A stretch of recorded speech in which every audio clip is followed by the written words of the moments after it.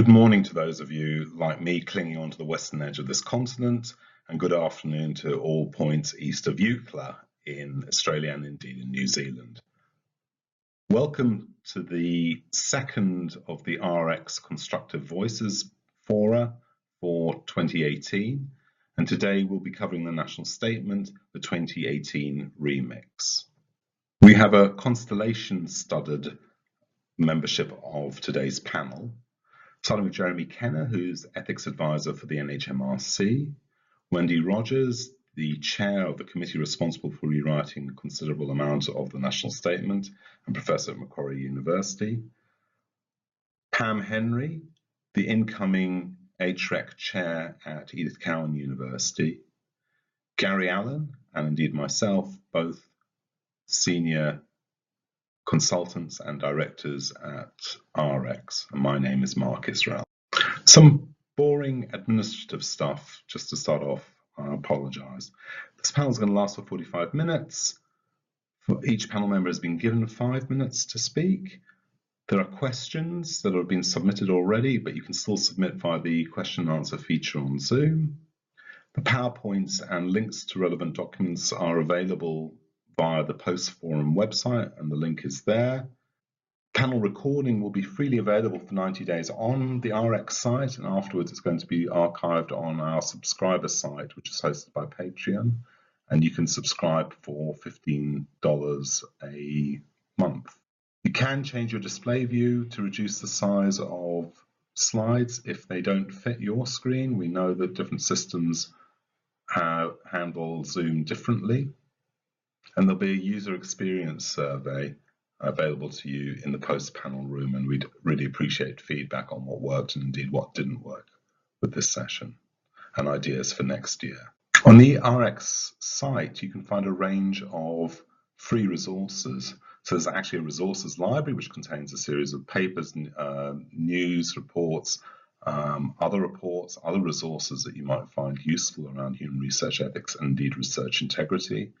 We also publish the free Research Ethics Monthly each month as a souped up blog. And again, that covers issues of human research ethics and research integrity for our region. And you can get alerts about new content through a range of social media platforms. I've asked each member of the panel to answer a particular question, and you can see those questions there now.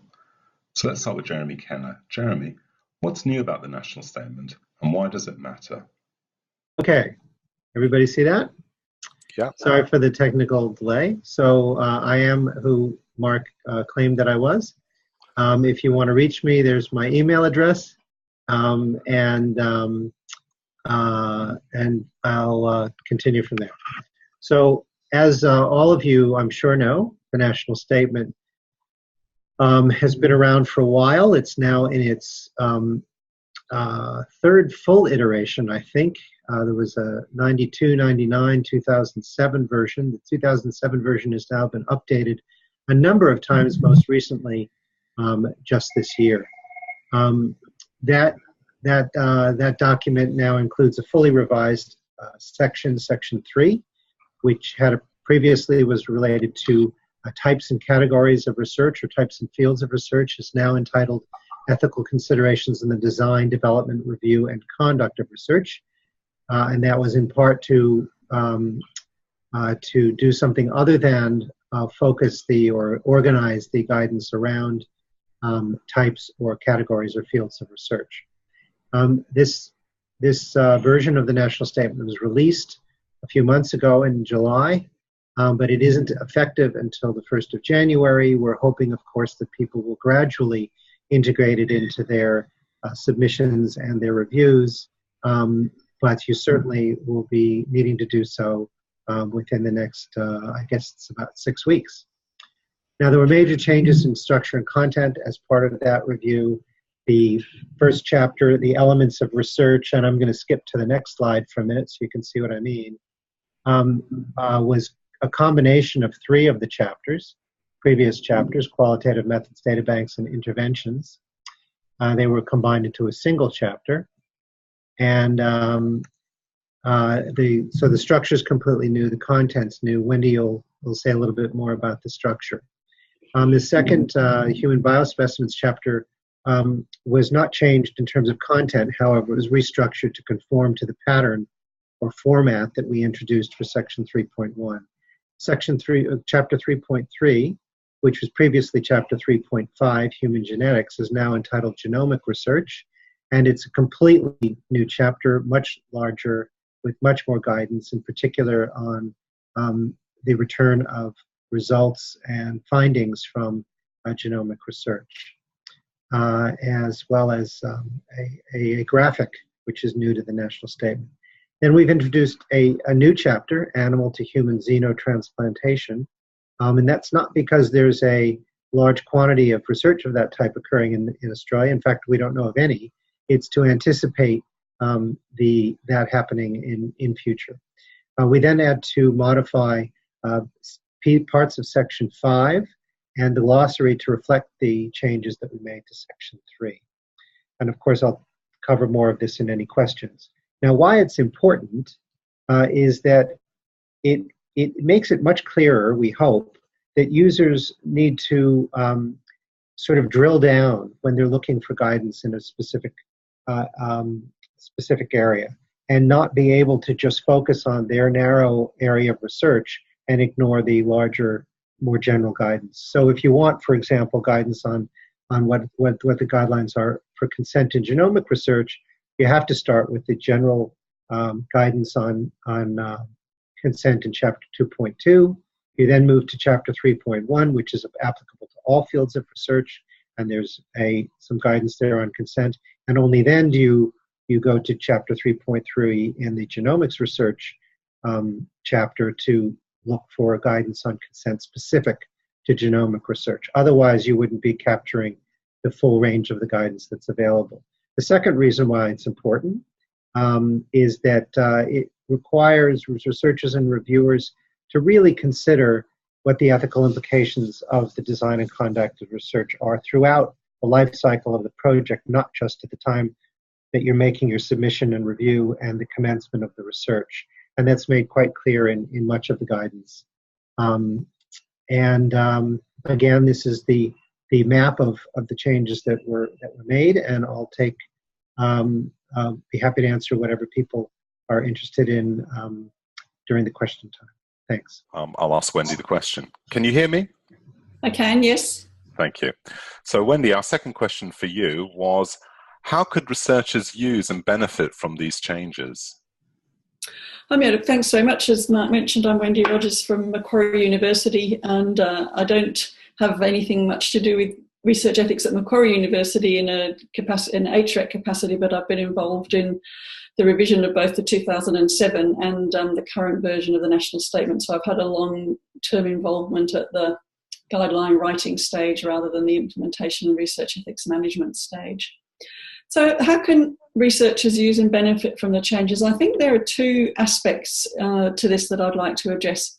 The first is a philosophical one, that with this revision, we really tried once and for all to bury the health, non-health, medical, non-medical, clinical trials, the rest of the world divide that had kind of been present in the national statement since its very early origins, when it was only applicable to medical research. Australia's reasonably unique. There's a couple of other countries that have research ethics guidelines that cover all research with humans, but we'd always struggled, despite our best efforts through the 2007 version, to still have this kind of us and them divide. And that was really visible in the 2007 Section 3, which was a bit of a conceptual mishmash of types of research methods and content, like clinical trials versus qualitative research versus data banks and so forth. So we wanted to get away from that and have an approach that would let researchers see that no matter what they're doing, they're all doing research with humans, and it's the commonalities that probably matter more than the differences. So to encompass that, we came upon the structure which you see in there, which is visible in this one, where we start with the research scope and aims and go through to the consent, collection and use of data, through to dissemination and after the project. So all researchers, no matter whether it's a qualitative student project or a major clinical trial or a large educational intervention, everybody's got to start at the beginning and go through the middle and finish. So we hope this will break down barriers, both between researchers, between disciplines, and on HRECs. So to try and provide like an overview, a sort of a meta view of the process of research, so that people can share, see they've got more in common than more differences. So that was the first philosophical idea, and that was to challenge some of the exceptionalism that we get. And we haven't got away from that altogether, because we do have separate chapters, as Jeremy indicated, for xenotransplantation, for biobanks, and for genomics. Perhaps in the next version, which I definitely won't be associated with, someone can manage to bring all of those together. So that's a benefit that we hope researchers will have from the changes. So how can they use it? I think it's a much more usable document for teaching and research planning, and reference document for research ethics and literacy in its current form. People can come to Chapter 3, novice researchers can come to Chapter 3, people who are teaching research ethics can come to Chapter 3 and really look and say, okay, here's a nice way of thinking about the ethical issues. It's clear, it's logical, we think it's pretty comprehensive. And it seems to me to invite people into the discussion about what ethical issues are going to arise in their research, rather than presenting as a perhaps formidable checklist, or I'm doing health research but it's qualitative, so which chapter should I be in, kind of state that we might have had previously. Whether that's the case, I guess we'll find out, but we do hope that it is a logical and clear path to the ethical issues. We also, as Jeremy indicated, hope that it's promoting a more holistic use of the national statement, so that people do look at principles. The principles are mentioned and appealed to in the introduction to each of the sections in Chapter 3.1, but the guidance isn't divided into respect for autonomy, beneficence, research merit and validity. The conversations went around with that, but we decided that mentioning the principles at the top reminds people to go back to the first chapter, have a look at what those principles are, and then think about, when we get down to the nitty-gritty of consent, being able to link that back in their own mind to respect for persons, and linking the methodology back to research validity and merit.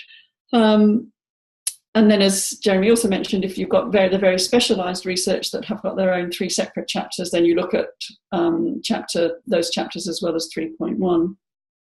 And finally, I think one of the benefits I hope that researchers will get through is to try and sharpen up that distinction between ethics and governance, and that's moved the material on governance of clinical trials out to Section 5 rather than having it as ethical guidance. It's common for people to conflate those, and we were very keen in the committees to really make this central part of Chapter 3 about ethical guidance, and put the governance to one side, as it were, or not to one side, but to separate it out so that people consider those separately. And they're just the stages, as I talked about, the elements, the 7 elements of research, and we think they're comprehensive, and there's certainly greater clarity than in the previous Section 3 about all the aspects of research that people should think about when they're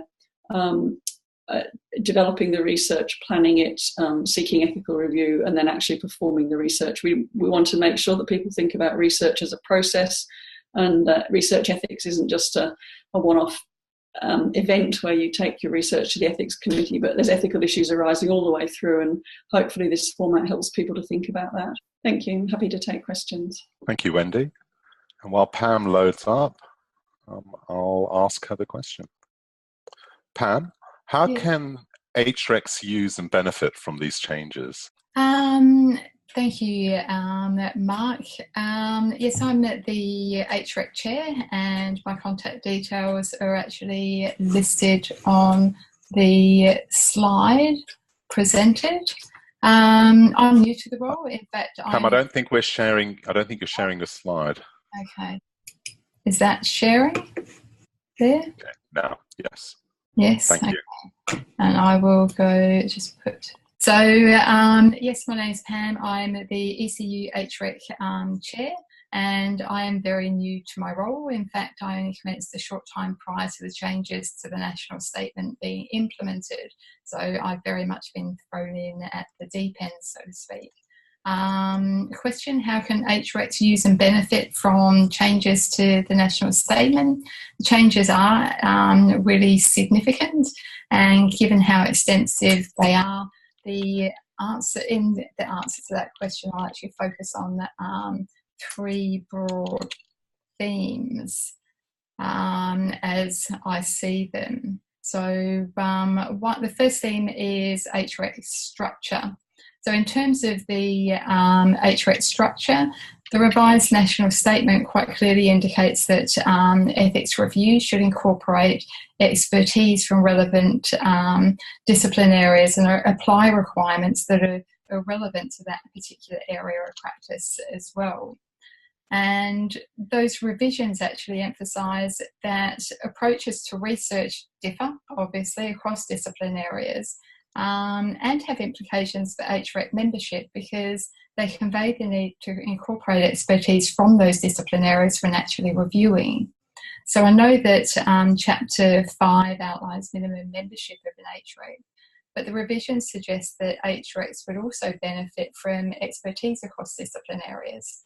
And the question then becomes, how do we achieve that? Do we recruit experts from the range of disciplines?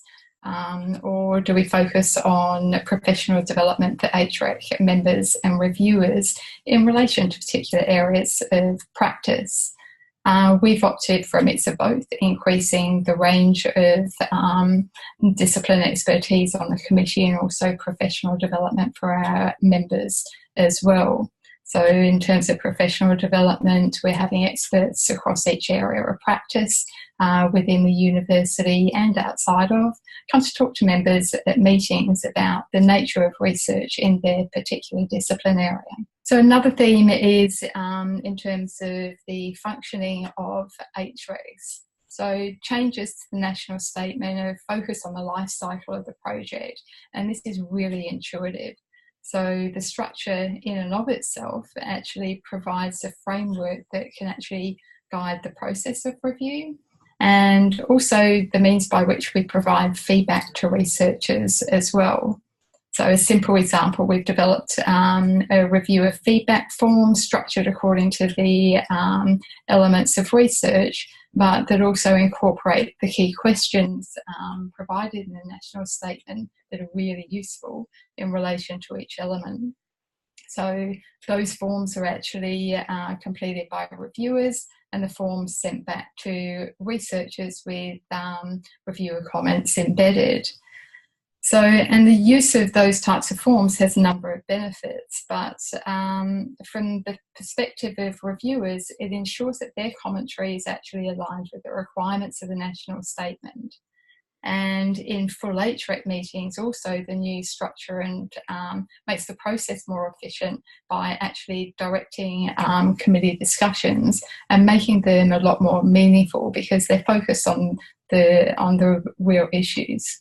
So at the end of the day, the changes increase the onus on the HREC to frame and justify their comments, and a structure is also provided to enable us to do that well.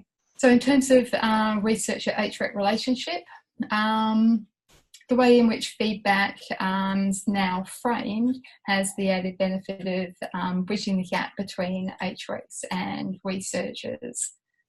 Researchers sometimes question the nature and the type of feedback that's provided by HRECs, sometimes implying that it's not aligned with the national statement.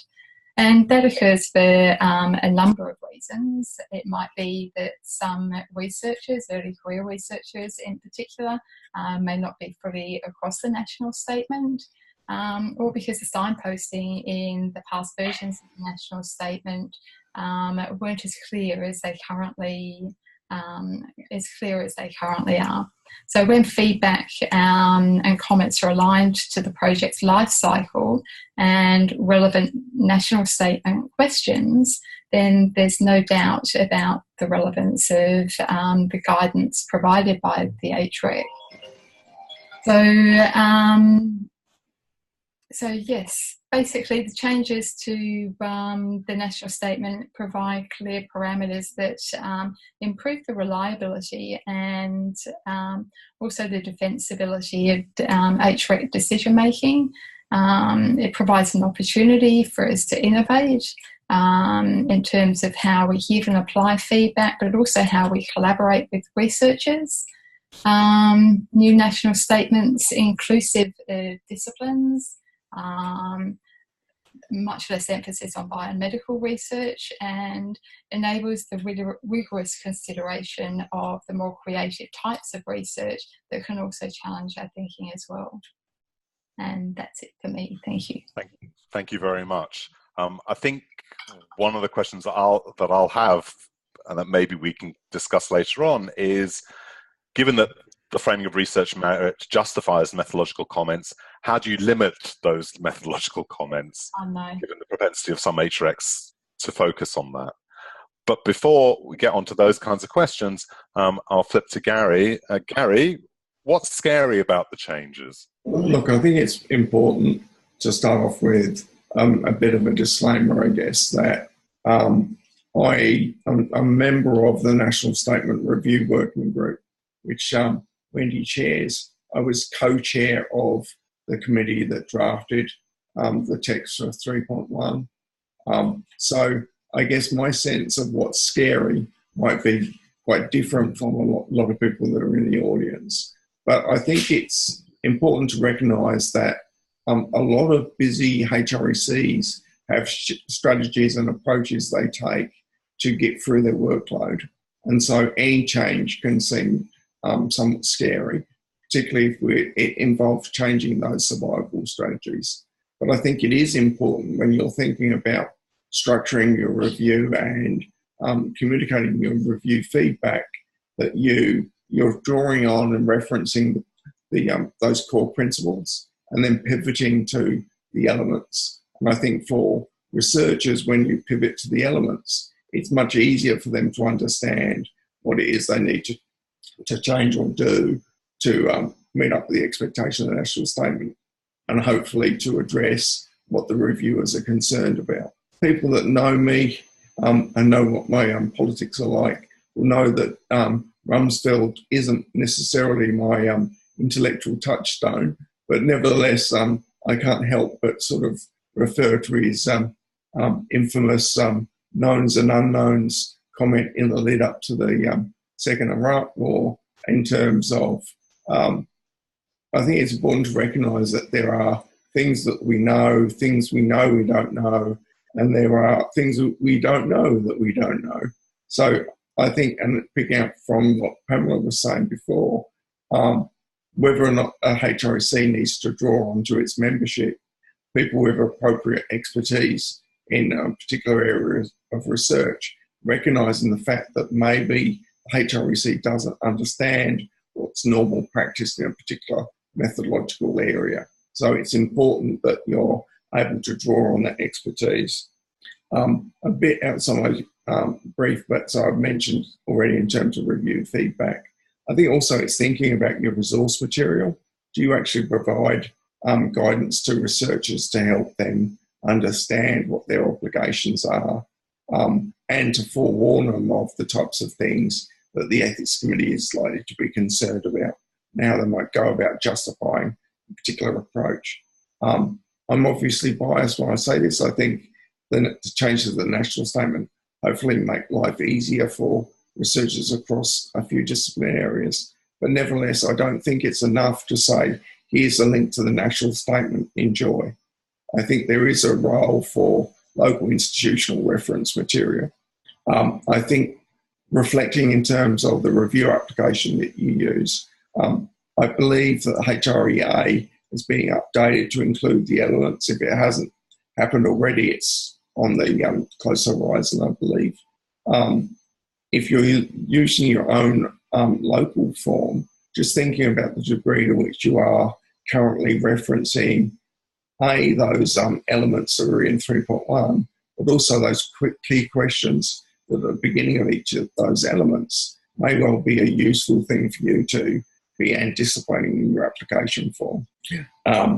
So now way outside the my brief, and a full apology. So, as Mark mentioned before, AHRECS provides a number of 3 resources. The other thing that we also provide is what we call in-meeting professional development. So one of the AHRECS team can, via video, deliver a 15-minute presentation about the changes to 3.1 and how the committee might use it, just as something that you do within a meeting, and so that when you get to the annual compliance report, you can tick the box to say that your HREC has received professional development in the last year. And there ends my shameless promotion of AHRECS's services. So, like my colleagues, I'm very happy to take questions or comments. Gary, thank you very much. Can I thank everyone on the panel? Can I ask you to unmute your microphones, and I'm going to start asking some questions. Please feel free to subvert these questions and refer back to things that you wanted to say in other people's presentations, rather. But the question I would ask is, have you seen things happening in other jurisdictions that you'd like to see happening here, either in the national statement or in the way in which HRECs and institutions respond to statements like the national statement guidelines? What would be your wish list of best practice from outside Australia that you'd bring back here? And who would like to start? I can play spin the bottle. Well, Wendy, do you want to have a go? Okay, so Gary? I was just going to say, well, the colleagues are thinking about an answer. I think there is a place now for thinking about how big data and how social media has changed the landscape around us. I don't know that committees necessarily have got that expertise to draw on. So things like the security of the data, storage arrangements, or the degree to which an individual might be identifiable by social media posts. And so I guess my wish would be we arrive at a point where there's that expertise available to committees. Jeremy, you moved? No, I just sort of nodded my head at what Gary said. I'm actually constrained a role from answering that question. So I'm going to pass it over. I'm going to pass it over to Wendy and Pamela. Look, I haven't got any particular insights from international comparisons, but what my wish list is for, I don't know, a greater community of practice in research ethics. I know that there are efforts for it. I know AHRECS is part of that effort, the Australian Ethics Network, the annual conferences and so on. But I still feel I'm disappointed and upset that ethics review is considered such a hurdle and a burden by many people. And, there's people aren't always putting up their hands to go on ethics committees, and the people that do often do it for little thanks or reward, and it's not seen as, it doesn't seem to be embraced as a vital and vibrant part of research. And I guess that's what I'd really like to see, but I don't know if that happens anywhere else in the world either. And I guess I'm an ethicist, so I would say that. But it seems to me, with this new revision and with really thinking about ethics embedded into all the elements of research, perhaps there is an opportunity to change the tenor of the national conversation so that it is seen as something that is adding value and strengthening research, rather than being an impediment that you have to kind of get through or get over somehow. So that's my wish. And what would you do with your magic wish? I actually agree completely. I think the communities of practice, I think I absolutely concur with what you're suggesting. Ethics is often viewed as a hurdle, and it shouldn't. It should be seen as part of the research process, because it's a vital part of the research process. And I think the changes in the national statement that make the ethics process a lot more digestible for researchers. So maybe we'll see a cultural shift moving forward. Mark, I'm just checking that you saw. Yeah, I did. Yeah. So, Jeremy, this is a question for you directly from one of the attendees. Can you give us a status update on the targeted consultation of Chapter 4.7? Yes, well, I can. Just so you know, the Chapter 4.7 isn't we're not consulting on that specifically. it's in the context of the review of Section 4 as a whole. And the status of that is that there is a working committee that's been established. That working committee its work is in train. We've met once, we're going to be meeting again very soon for a full review of the feedback that we got from that consultation.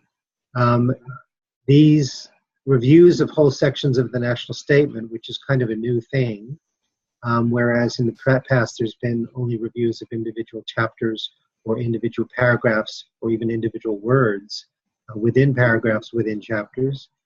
In reviewing a whole section, it's a much longer process involving multiple targeted consultations and a public consultation. So they tend to take about 24 months from start to finish.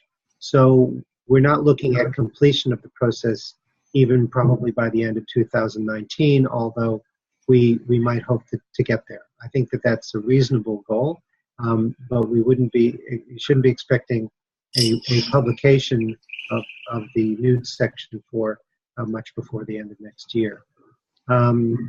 It's also a much more much different kind of a process for reviewing Section 4.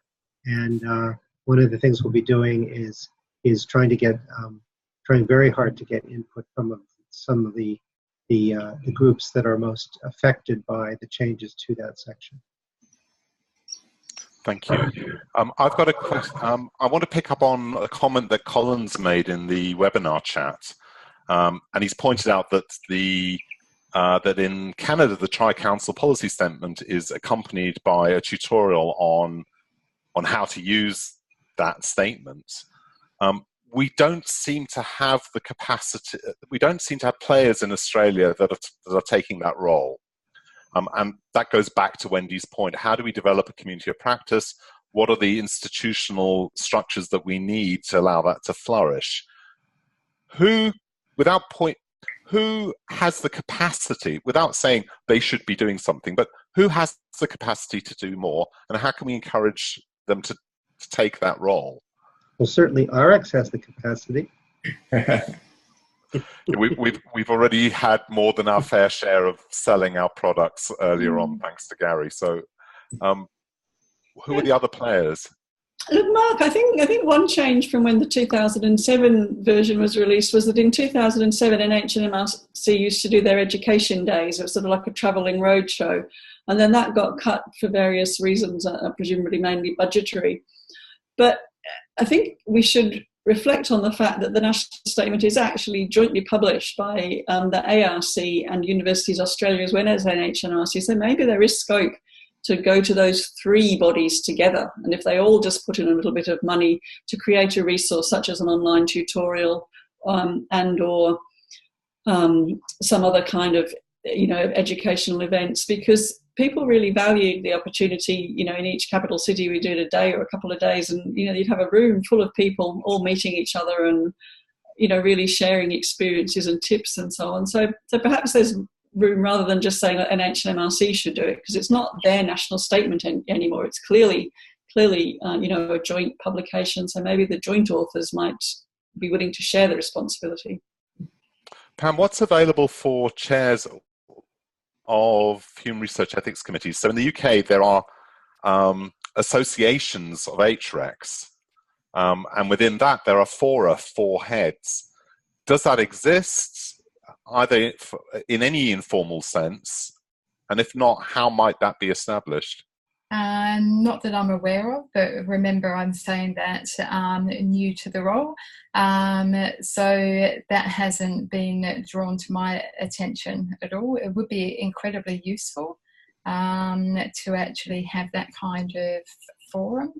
We're all working towards the same end in a similar capacity. So sharing of knowledge and wisdom, I think would be really valuable and useful. How that could actually happen, I think that actually falls on potentially on the institutions themselves and the chairs of HREC committees to establish that kind of forum initially.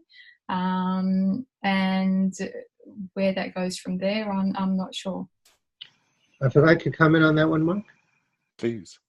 There's a long history to this, as some of you know, starting with, I think, New South Wales, that had sort of what we would now call a blog for chairs of HRECs.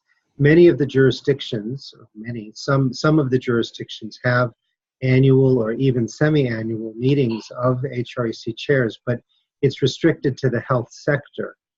And in fact, when we had funding at NHMRC to be more involved in the clinical trials area, we had HREC chair, a couple of HREC chair fora. We now no longer have those resources available, so that those sort of meetings, it's not something that it is likely that NHMRC will be promoting, but certainly we'll be supportive of them and provide whatever assistance we can. If I can add to that, I think one of the issues that's changed over time is how incredibly time poor people are. I think the idea of people travelling or taking a day, there is a fair amount of pressure. So picking up on Pam's point, that unless institutions say this is important for us and we're going to make an allocation of time and resources to make it happen, I think it is a struggle. But I don't know whether or not necessarily the same format that we've used in the past would work as well. But I do think that there is definitely a role for, whether it's videos or snippets of conversations and reflections on using sections. I think there is a very valuable role for that kind of resource, and something that people can maybe call up easily on their desktop, laptop, smartphone, tablet, whatever, just so that they can actually have it when they need to have it, rather than at a particular time. And we would recognise that there are things happening around the country, as Mark has put on the webinar chat. There is that South East Queensland Training Day, and there are other kinds of training days. So South Australia shares professional development for research higher degree students across the universities there. We're hitting time. It leaves me to ask Gary to advance to the next slide. And this is partly in response to Wendy's concern that, we hear people saying, I don't believe in ethics, or ethics isn't sexy. So there's a challenge for people to bring ethics up the agenda in meetings around research, and to take pleasure in being involved in these discussions. The side comment of people saying to each other, have you done ethics yet? Because, the absolute message of the whole process, you should be thinking about ethics, not just at one point the administrative year of going for a review and getting the magical letter or email to say you can start your research. And that's very much the philosophy behind the redesign of 3.1, that ethics doesn't happen just over there. It happens over the entire life cycle of a research project. So I want to thank all the panelists. I want to thank Wendy, I want to thank Pam, Jeremy, and Gary for stepping into the breach and saving my PowerPoint. Thank you also to all the participants and to particularly those that have put in questions and joined the chat. We look forward to doing something like this next year and to seeing at least some of you there. And if you have ideas about other panels that we should be running, please don't keep it to yourself. Good night and good luck. Okay, thanks. Bye-bye, everyone. Bye. Bye, Truman.